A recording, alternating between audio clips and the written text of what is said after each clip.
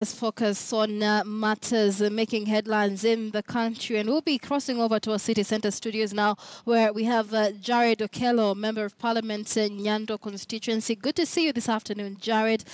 Let's speak matters secession, and the opposition seems to be beginning this debate in the country. We've already had two governors in the coast actively call for cessation of the coastal region. Is this really a solution to the problems the country is facing?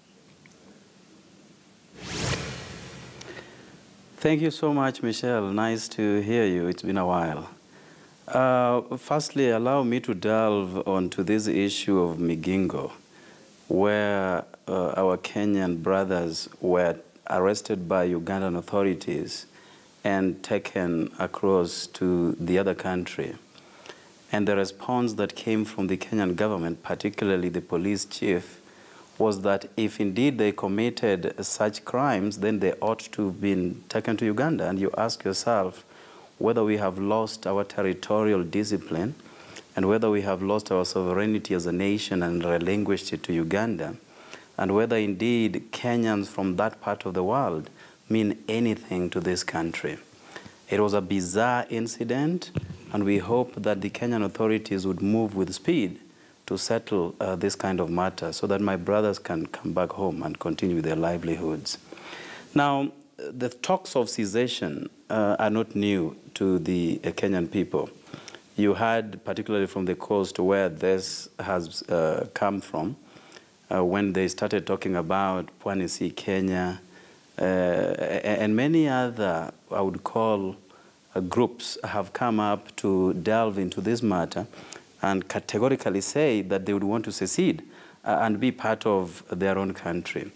You understand that there are problems that have bedeviled the nation that therefore necessitates occurrences and talks of that magnitude.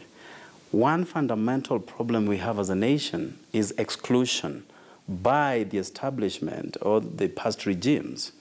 The people of the coastal regions have borne the brunt more than anybody else. When you talk about the land issue, where people came from a different part of the world, went to the coastal region and took control of the entire land and registered them in their names. So these are issues that cannot be swept under the carpet. The Ndungu Land Report and the TJRC report delve very much into these issues, but you know, those reports were swept under the carpet and kept somewhere. The reports were not released to the public, and to date, Kenyans really do not know who are the perpetrators of this kind of exclusion, particularly touching on land at the coastal region. So when a government is not responsive to the wishes and aspirations of the Kenyan people, that therefore triggers the need for secession. That is why Eritrea became a country hived off from Ethiopia. That is why South Sudan was hived off from Sudan. And you know, talk about Catalonia, that is now seceding from Spain. And you know about the Brexit issue in Britain and the European Union. So once a people feel neglected by the establishment that ought to protect their dignity and their interest, then that therefore becomes the answer towards such kind of segregation, Michelle. All right, talk to us more about this, because in a media interview not very long ago, NASA's Raila Odinga was quoted as saying, "We believe in a united Kenya, we do not support secession," but went on to say, "But you've seen the disintegration of countries in Eastern Europe." So this is a debate more about self-determination as a result of misgovernance. Again, is this a solution really to the problems that we are facing as a country? Well, Michelle, these talks are emanating from a bungled electoral process.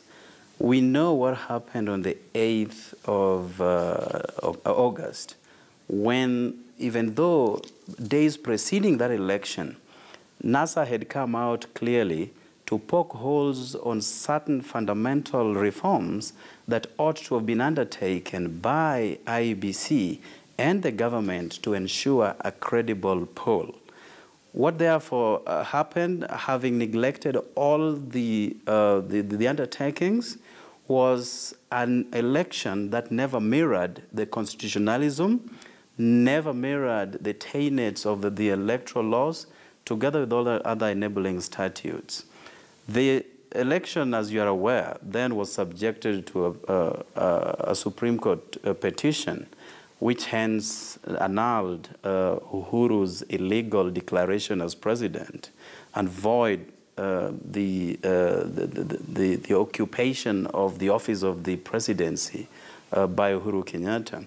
So we then embarked on a serious quest to have a clean process in line with the deliberations and the orders of the Supreme Court, that the subsequent election must therefore be in conformity with the Constitution and all electoral laws.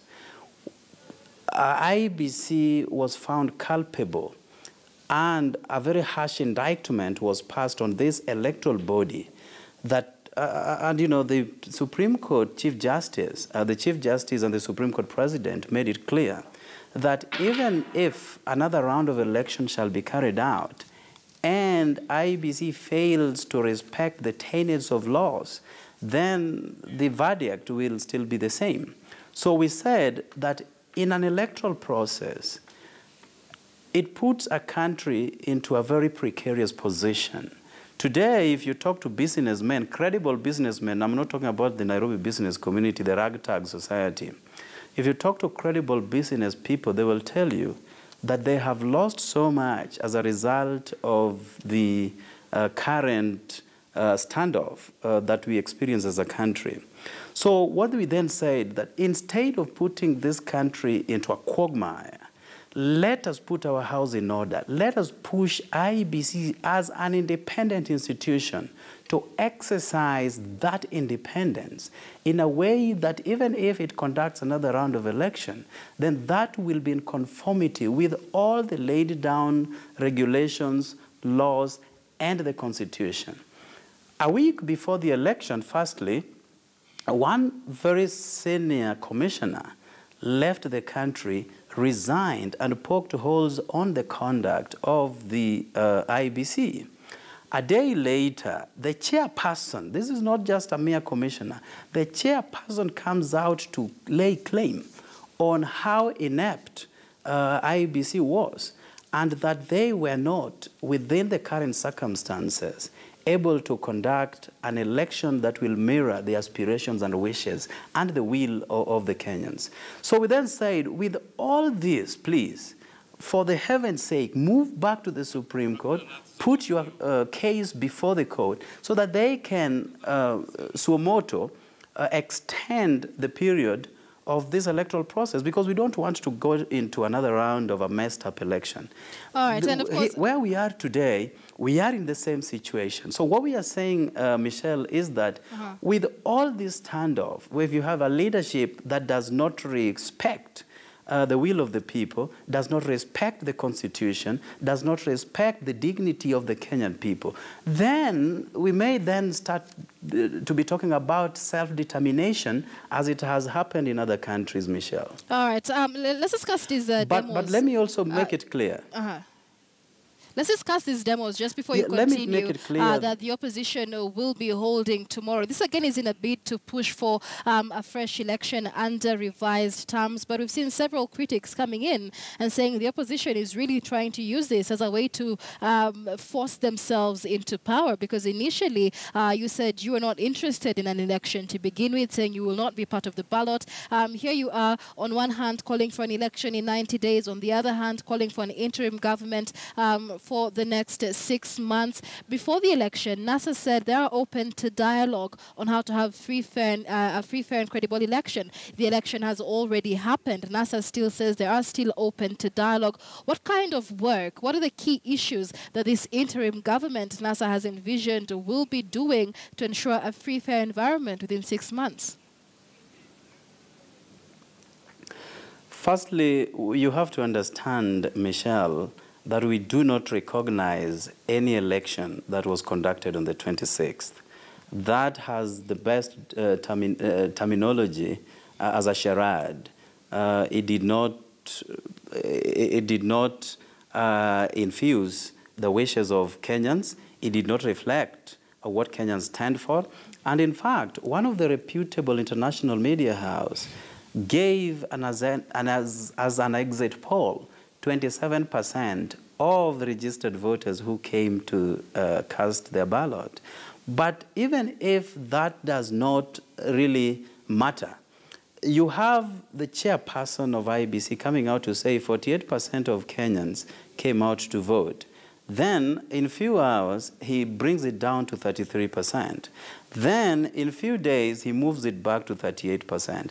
You can see the kind of disorder and disorganization that this electoral body that is having a mandate by the Constitution to exercise the sovereignty of the Kenyan people and respect the tenets of electioneering, coming up with this kind of, flip-flopping on a most fundamental issue of election. So what we are saying as NASA is that whatever happened on the 26th is akin to a general meeting or annual general meeting of Jubilee Party. Whatever happened on that day, we are not party to it, and that is why NASA as a body and as a political coalition has not gone to the Supreme Court to challenge anything because nothing happened on the 26th. So what we are saying, having accepted that nothing happened on the 26th, we are then saying that we must embark on a very serious cleaning process of IEBC so that in the next 90 days, we can therefore go into an election that will then be in consonance with the value of every Kenyan vote. That is where we are today. But then again, we are saying that we cannot operate in a lacuna. We are not going to operate in a limbo.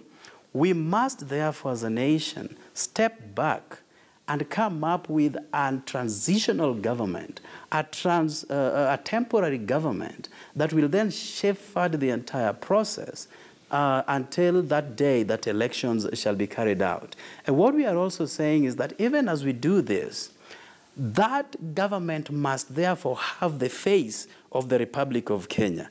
The problems we have as a nation is exclusion. In fact, the Public Service Commission's report that was done 2 years ago showed very clearly that 65% of Kenyan jobs or government jobs are held by two communities. That's a harsh indictment on any kind of government anywhere in the world. So we are saying, in the interest of the nation, let us have a government, a transitional government that has the face of the entire nation moving forward to the next elections. And we have to make it clear that if, in an unfortunate event, that Jubilee will win fairly, I want to promise you on behalf of NASA Coalition that Raila Odinga will shake Uhuru Kenyatta's hand, will offer any tacit support that he needs to move this country forward, and the country will be back on track. If you deny people an electoral justice, then you provide an amicable condition for chaos, disaster, and disorder to form part and parcel of every administration, Michelle. All right, so thanks. Tomorrow we shall be holding. All right, just one question, Jared, very briefly before I let you go, just one question, because NASA has already unveiled its resistance movement, a wing of the coalition, and by its very definition, a resistance movement is an organized effort by a section of the civil population to either resist or disrupt civil order and stability in society. There's been a question as to the safety of NASA protesters or NASA supporters. How well thought out is this, considering it is not common practice to see a government protecting members of a resistance movement? Thank you very much. The work of the National Police Service is not a charity and is not a donation and is not an exercise or a view of what we would call philanthropy from any government. The law is clear that the National Police must provide Kenyans with adequate security when they are carrying out their constitutional right and constitutional mandate. It is clear that demonstrations or picketing are not new phenomena. These are matters clearly anchored on Chapter 4 of the Constitution and Article 37 of the Constitution, that Kenyans will have to peaceably and unarmed carry out demonstrations, picketing, and even file petitions to any government agency. So the Public Order Act was actually amended that you don't have to ask police to give you permission to go and demonstrate. You only notify them, such that upon notification, they then provide adequate security to the peaceful demonstrators. But as you clearly say, we have seen the government coming up with, ugly batons to cause bodily harm to very peaceful demonstrators. This useless tear gas that is being thrown even to young children who are sleeping in their own houses. So the government has actually abandoned its responsibility of protecting the people of Kenya and relegated it to what we would call anarchy. And as NASA, of course, we know these are advances to create fears in the protesters. We shall protest. In fact, tomorrow we are on the streets of Nairobi. We shall be demanding for a clean, verifiable electoral process until such a time that we are going to achieve it before the 9th of February. All right, we'll be waiting for that. Many thanks for speaking to us on News Desk. That is Honorable Jared Okello, Member of Parliament, Nyando Constituency.